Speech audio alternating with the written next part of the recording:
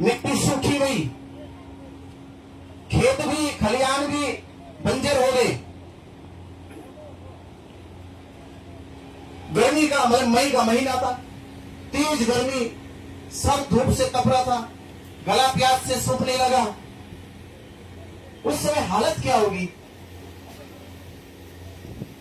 भाई प्यास की तरफ इतनी बढ़ने लगी कि एक घूंट पानी मिल जाए, कहीं से भी मिल जाए। तो पानी की तलाश में तथागत से भिक्षु ने कहा कि हे तथागत, प्यास लग रही, पानी कहीं मिले। तो पानी का जिक्र ही कर रहे थे तो देखा कि पास में एक कंकाल करीब 5 फीट गड्ढे में पड़ा हुआ, एक कंकाल 5 फीट गड्ढे में पड़ा हुआ दिखाई दिया और प्यास भूल गई। अब कंकाल का मतलब है खतरा है कि कोई जानवर हो सकता है खतरनाक, या कोई जंगली लोग हो सकते हैं कि जो हमारी हत्या भी कर सकते हैं। थोड़ा भय होने लगा, डर होने लगा। तथागत से पूछा कि हे तथागत, अब प्यास तो चली गई, अब ये डर आ गया सामने, ये कंकाल लग तो रहा इंसान का, और ये कंकाल बना कैसे, और भी 5 फीट गड्ढे के नीचे। तथागत ने कुछ नहीं कहा, मौन रहे। बोले कि बुद्ध की बड़ी खास बात है कि वो बोलना चाहते हैं इंसानों के ऊपर। इंसान तो होना चाहिए, कंकाल के ऊपर बोल के क्या करेंगे? बोले नहीं, फिर चल पड़े। प्यास फिर भी लगने लगी, कंकाल चला गया तो प्यास आ गई, कंकाल आया तो प्यास चली गई, और कंकाल चला गया तो प्यास आ गई। अब आगे बढ़े, संघ ने फिर तथागत से कहा कि तथागत, प्यास लग रही है। जैसे कहा कि प्यास लग रही, तुरंत फिर एक गड्ढा आ गया, वो भी 5 फीट का गड्ढा। अब दिशा बदल गई थी, अब दूसरी दिशा में गड्ढा मिला, जैसे गड्ढा मिला तो उसमें एक कंकाल था। अब तो संघ को विश्वास हो गया कि अब तो ये जगह खतरे से खाली नहीं है, अब इस जंगल में विचरण करना खतरे से खाली नहीं है। कब हमला हो जाए, कैसे हो जाए, कुछ नहीं पता। तथागत से अपनी पीड़ा को बयां किया। तथागत ने फिर सुना, अनसुना कर दिया। क्या बोलना कंकालों के ऊपर, जीवों के ऊपर बोलो, जीव प्राणों के ऊपर बोलो तो बात समझ में आती है। बुद्ध से कोई कंकाल के बारे में पूछे, कंकाल, बुद्ध ने कुछ नहीं कहा। अब भिक्षुक लगने लगा, जब बुद्ध ही नहीं कुछ बोल सकते, जब शास्त्र ही निर्भय हो जा रहे, उन्हें कोई चिंता नहीं, कोई फिक्र नहीं, तो हमें फिक्र करनी क्या जरूरत है? तो चलो, जो होगा सो देखा जाएगा। सामने तो बुद्ध ही है, पहले बुद्ध के सामने होगा, हम तो पीछे है।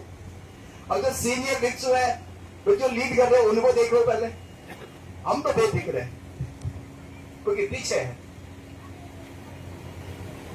आगे चले, फिर प्यास लगी, कंकाल फिर दिख गया तो प्यास चली गई। अब भिक्षु संघ जो संघ चलने वाला था, उन्होंने कोई सवाल नहीं किया। फिर 2 बार किया, कोई उत्तर नहीं आया, तो तीसरी बार करने का कोई मतलब नहीं है। जब तीसरी बार उत्तर नहीं आया, अब बुद्ध अपने आप ही बोले। 2 बार पूछा तो तथागत ने कुछ नहीं कहा। अब तीसरी बार जब कंकाल दिखाई दिया तो अब संघ नहीं बोला, अब बुद्ध बोलते हैं कि भिक्षु संघ सुनो ध्यान से। आपने मेरे से पहला प्रश्न पूछा कि ये कंकाल 5 फीट गड्ढे में था, ये कैसे हुआ? किसी जंगली जानवर ने खाया इसको, ये यहां जंगल के जंगली लोगों ने मार दिया इसको, ऐसे कंकाल बना? तथागत ने कहा कि तब मैंने कोई उत्तर नहीं दिया। दूसरी बार जब हमें यही दिखाई दिया, आपने फिर पूछा, मैंने फिर कोई उत्तर नहीं दिया, पर अब उत्तर देना पड़ गया क्योंकि बात तीसरी बार हो चुकी है। और बुद्ध के धर्म में 3 बार रिपीट होती है, 1 बार, 2 बार, 3 बार। तो तीसरी बार को रिपीट होगी बात, ये घूम के फिर नहीं आ गई, तो अब तो उत्तर देना पड़ेगा। 1 बार टाली जा सकती है, 2 बार टाली जा सकती है, तीसरी बार टालने की कोई वजह नहीं है। अब तो खोजना ही पड़ेगा कि बात क्या है। मनोविज्ञान हमारा, ऐसी मनोदशा हमारी कि 1 बार किसी भी बात को टाली जा सकती है, क्योंकि कोई ऐसी परिस्थिति नहीं होगी, कोई घटना घटी होगी, कोई ऐसी कंडीशनल चीजें पैदा हो गई कि ऐसा हुआ। दूसरी बार भी होगी, और दूसरी बार के बाद तीसरी बार होगी, तो इसके पीछे कुछ तो रहस्य है। और रहस्य समझ में आ गया। तथागत कहते हैं कि आपको प्यास लग रही थी। बोले हाँ तथागत, अगर आपको लग रही तो प्यास आपसे पहले विचरण करने वाले लोगों को भी लगी होगी, क्योंकि जो जंगल में देख रहा हूं, जंगल के चारों ओर जो मैं देख रहा हूं, यहां कोई सरोवर नहीं दिखाई दे रहा, कोई तालाब नजर नहीं आ रहा, कोई बहती नदी नजर नहीं आ रही। अगर प्यास आपको लगी तो आपसे पूर्व आने वाले राहियों को भी, यात्रियों को भी प्यास लगी होगी। और जैसे प्यास लगी तो उनके मन मस्तिष्क ने कोई काम नहीं किया, पानी की तलाश में जुट गए। एक उत्तर को चला गया, एक पूर्व को चला गया, एक पश्चिम को चला गया। हो सकता है कि 3 मित्र रहे होंगे। जैसे प्यास लगी तो एक ही जगह समय ना बिताने की बजाय वो 3 दिशाओं में चले गए कि हो सकता है कि मैं पूर्व की ओर खोजूं, तुम उत्तर की ओर खोजो, मैं पश्चिम की ओर खोजूं। तीनों दिशाओं में चले गए। और जब 3 दिशाओं में चले, चलते चलते उनके मन में ख्याल आ गया, ना नदी दिखाई दे रही, ना कुआं दिखाई दे रहा, ना तालाब दिखाई दे रहा, तो क्या किया जाए। तो ऐसी तो कल्पना थी कि हाँ कुआं खोदा जा सकता है। ये एक ही समय में तीनों लोगों के मन में घटना घटी कि कुआं खोदा जा सकता है। तीनों दिशाओं में अलग अलग कुआं खोदने लगे। इतनी शक्ति नहीं, इतना सामर्थ्य नहीं था कि एक आदमी एक पूरा कुआं खोद सके। जितना खोद सके, जितनी उनकी शक्ति थी, जितनी उनमें सामर्थ्य था, उतने शक्ति और सामर्थ्य से कुआं खोदा। खोदते खोदते हुए प्राण निकल गए उनकी, उतनी शक्ति खत्म हो गई। 3 लोगों की शक्ति का विभाजन हो गया। जब 3 शक्ति का विभाजन हो गया, अब एक आदमी एक पूरा कुआं, एक आदमी एक पूरा कुआं नहीं खोद पाया। तो परिणाम क्या आया? परिणाम क्या? कंकाल। परिणाम आया कंकाल। पानी परिणाम नहीं आया, परिणाम आया कंकाल।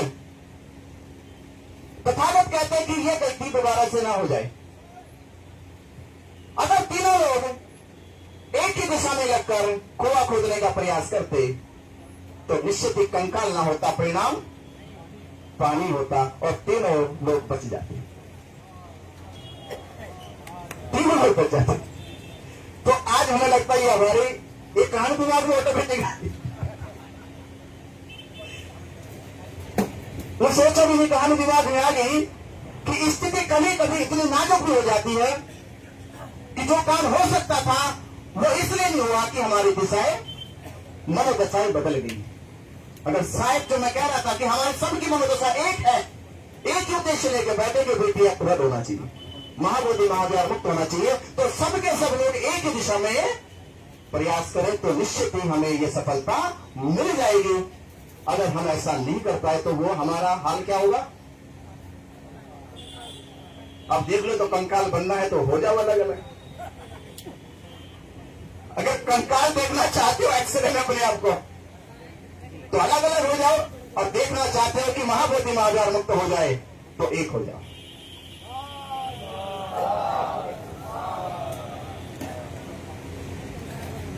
तो धरना जो है वो हमेशा योजनाओं से चलता रहता है, विचार चलते रहते हैं, उम्मीदें बनी रहती है कब होगा।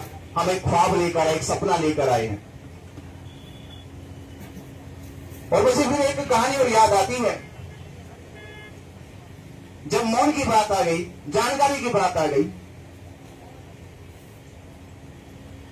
आप सभी जानते तथागत बुद्ध के एक बड़े कम अकले